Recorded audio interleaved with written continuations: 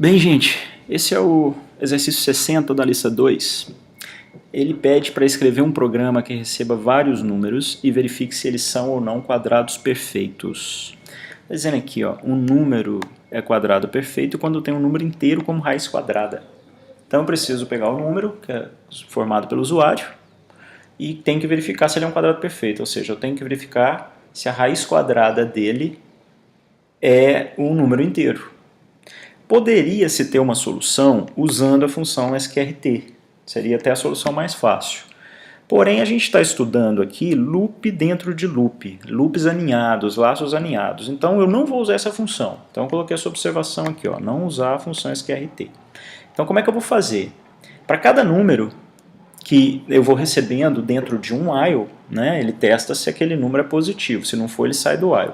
Cada número, eu vou ter que fazer um for para varrer todos os números entre 1 e ele, ou entre 2 e esse número, e verificar se a raiz quadrada daquele número, aliás, para verificar se a potência, né, quadrada daquele número dá o próprio número que eu estou buscando. Porque se isso acontecer, significa que ele era a raiz quadrada do número que foi digitado. Por exemplo, se eu digitar 9, eu vou testar assim, 1 ao quadrado é 9? Não. Aí vai. 2 ao quadrado é 9? Não.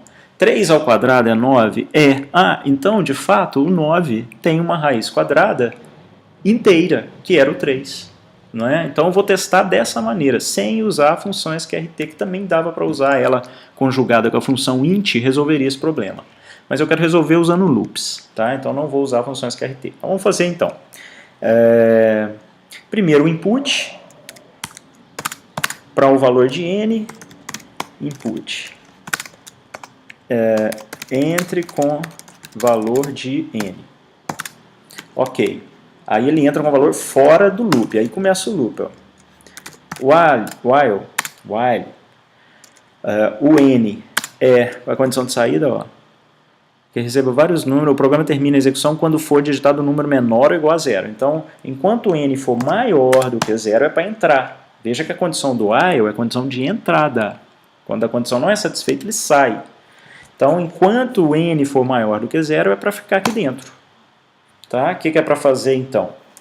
Eu tenho que verificar se esse n que foi informado, ele é um quadrado perfeito. Então, eu tenho que fazer a historinha do for que eu acabei de falar. O i do for vai começar em 1 e vai até... Não preciso considerar o n, não vai ser de jeito nenhum, pode ser até n menos 1. Poderia ser n também, não vai dar problema não. E aqui dentro eu tenho a condição. O que eu preciso saber? Eu preciso saber se o i ao quadrado é igual ao número n. Não é? Lembra o exemplo do 9 que eu fiz? Então, esse for vai ficar rodando. Ele vai pegar o primeiro valor 1, vai ver se o quadrado dele dá o número n. Tá vendo? Se der, o que acontece? Eu tenho que mudar o valor de uma variável porque eu achei aquele quadrado perfeito. Então, vamos considerar essa uma variável achei. É parecido com aquela variável que foi usada no exemplo do número primo. Né? Porque se ele entrar uma vez, tem que mudar o valor daquela variável, que é para ele entender que entrou uma vez. Isso significa que não é o número primo. Então, eu vou chamar essa variável de... quad, e ela começa em 0. Na verdade, eu vou precisar dela dentro do while, porque eu preciso dela para todos os números que o usuário tiver informado. Então, enquanto o n for maior que 0, eu zero essa variável quad, se ele entrar aqui, ó, o quad vai passar a ser quem? Vai passar a ser o i. Eu vou guardar, não vou só somar mais um não, eu vou guardar o i lá dentro. E aqui no final, logo depois do for, né, mas ainda dentro do while, que eu estou trabalhando com o número n, eu vou verificar se o meu quad ele é diferente de 0. Ou seja, se ele tiver saído do valor 0, é porque ele entrou aqui dentro. Só aqui dentro que ele muda de valor. Então, se ele for diferente de 0, então eu tenho um quadrado perfeito. Então, eu posso imprimir, ó, printf imprimir assim, ó, número porcento G possui E quadrado perfeito. E quadrado perfeito de porcento G. Quadrado perfeito. Vou colocar assim. Raiz é igual a porcento G. Quer dizer, a raiz quadrada. Raiz quadrada é igual a porcento G. Vou colocar aqui um quadrado perfeito, 2 pontos, raiz quadrada é igual a porcento G. O que eu quero imprimir no lugar do primeiro porcento G aqui, ó, é o próprio número que foi digitado, que é o N. O que eu quero imprimir aqui no lugar do quadrado perfeito é o quad, que ele foi diferente de zero, que assumiu o valor de i no momento certo. Não é o i, porque ele vai continuar rodando nesse for, até que o i vala n menos 1. Então não é o i, é o quad. Eu guardei o valor de i na hora certa aqui na variável quad. Então está aqui. O que falta fazer? Um novo input, porque agora o usuário tem que entrar com um novo valor aqui embaixo. N entra com o valor de n. É um outro número que ele quer verificar se é quadrado perfeito.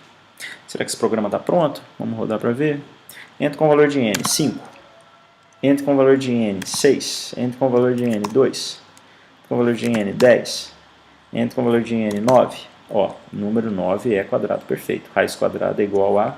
Vou diminuir essa mensagem aqui. Tirei esse quadrado aqui porque na minha tela não está dando para ver direito. Então vou rodar de novo.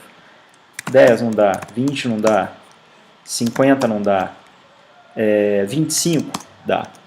Número 25 é quadrado perfeito, raiz é igual a 5. Entra com um novo número, aí 0.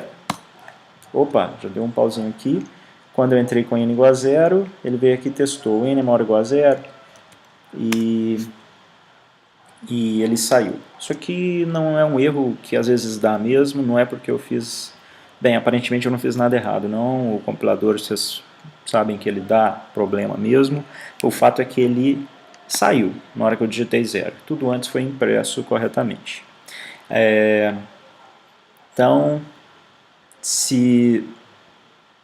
vamos lá, olha, o que está acontecendo nesse programa? Vou fazer uma nova execução dele aqui. Eu vou entrando com vários valores e ele me informa só quando é quadrado perfeito. Se eles são ou não, mas aqui ele me pede para verificar se eles são ou não quadrados perfeitos. Então, faltou um else na hora de eu testar se ele é quadrado perfeito. Né? Por que faltou o else? Porque ele não me informa quando ele é um quadrado perfeito. Então, eu vou falar assim, ó, número tal não é quadrado perfeito. Então, número não é quadrado perfeito. E a raiz dele? Não, aí eu não vou imprimir a raiz, porque o quad não...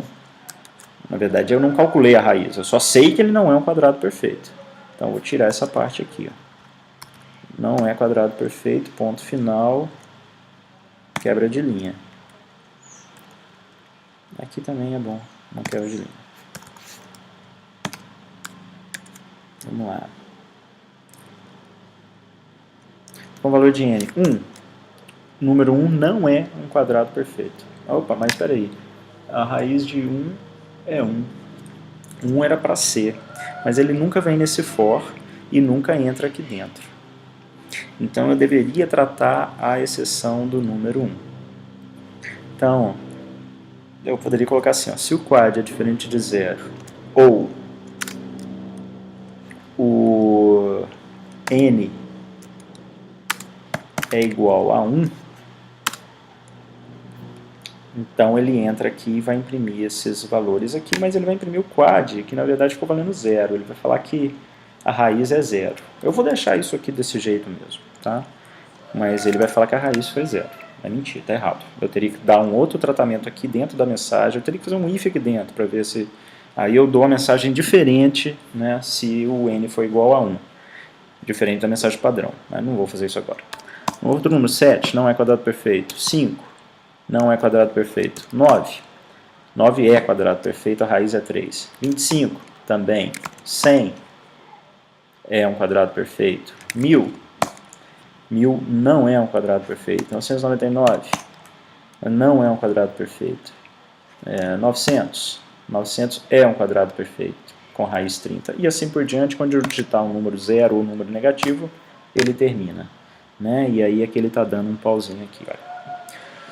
Bem, gente, então esse foi o exercício 60 da lista 2. É o último exercício que a gente tem sobre laços alinhados.